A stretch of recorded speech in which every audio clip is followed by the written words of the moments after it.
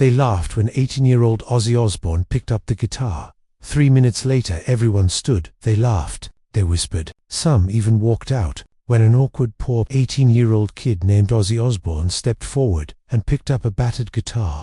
No one in that smoky Birmingham room expected history, but 3 minutes later, every single person was standing. Before the story begins, if you love deep emotional rock stories like this, subscribe to Voices of Darkness right now.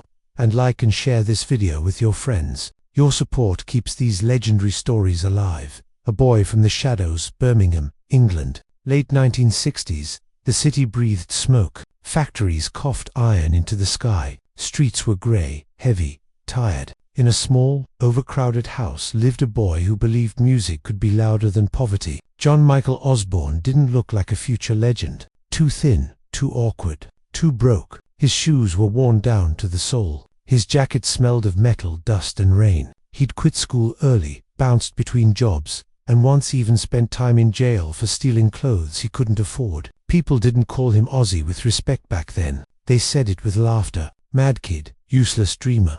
He'll never amount to anything. But late at night, when the world went quiet, Ozzy listened. The Beatles, Little Richard, screams of rebellion pouring from cheap radios, and something burned inside him. The room where dreams die, the pub was packed that night. Low ceiling, sticky floor, cigarette smoke so thick you could taste it. A small local band was auditioning singers and guitarists. Everyone wanted a chance. Everyone wanted to escape Birmingham. Ozzy stood in the back, heart pounding. He didn't look like the others. They had leather jackets, confident smiles, guitars polished to perfection. They talked big. They looked like stars. Ozzy clutched his guitar like it was the only thing keeping him alive. Someone nudged another guy and whispered, "Look at this one."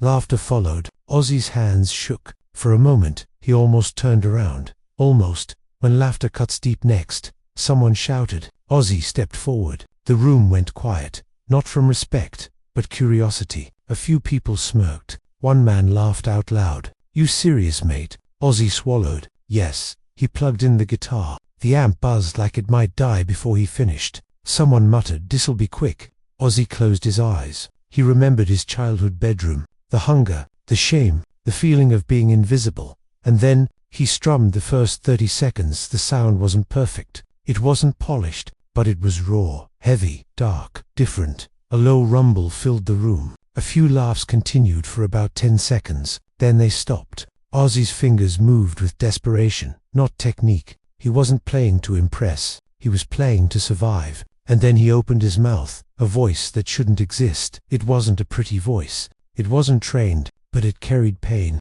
Real pain. His voice cracked through the smoke like a scream from the inside of a factory worker's soul. People looked up. One man leaned forward. Someone else whispered, "Wait, listen." Ozzy sang like someone who had nothing left to lose. The laughter dies. 1 minute passed. Then 2. The room changed. Cigarettes burned unnoticed. Glasses sat untouched. No one was laughing now. Ozzy wasn't just singing, he was confessing. Every rejection, every insult, every night he thought his life would end in a factory. It poured out of him. 3 minutes that changed everything. At the 3-minute mark, Ozzy hit a note that felt like a punch to the chest. The guitarist stopped chewing gum. The drummer froze mid. When Ozzy finished, silence fell. Not awkward silence, respectful silence. Then, slowly, someone stood up. Then another, until the entire room was on its feet. No cheers, no shouting, just people standing, stunned. Who the hell are you? A band member finally spoke. Who the hell are you?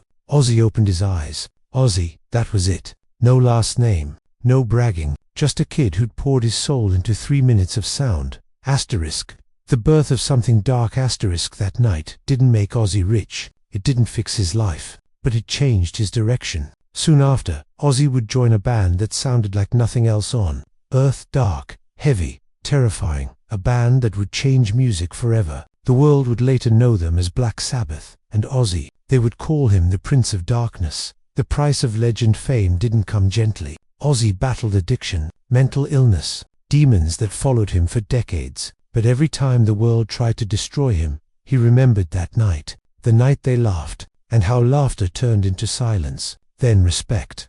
Why this story matters. This isn't just about Ozzy Osbourne. It's about anyone who's been laughed at. Anyone told they were too poor, too strange, too broken. Ozzy wasn't the best musician in that room. He was the most honest. From pub to legend years later, Ozzy would stand on massive stages, lights blinding, crowds screaming his name. But inside him lived that 18-year-old kid in a smoky pub, the one who almost walked away. Final moment near the end of his career. Ozzy once said, "If they didn't laugh at me back then, I wouldn't be who I am now." Pain shaped the legend. If this story moved you, if Ozzy Osbourne ever helped you feel less alone, subscribe to Voices of Darkness, like and share this video with your friends. If you love Ozzy Osbourne, help us reach our 1,000 subscribers goal. Now prove your love, because legends never die, they rise from laughter.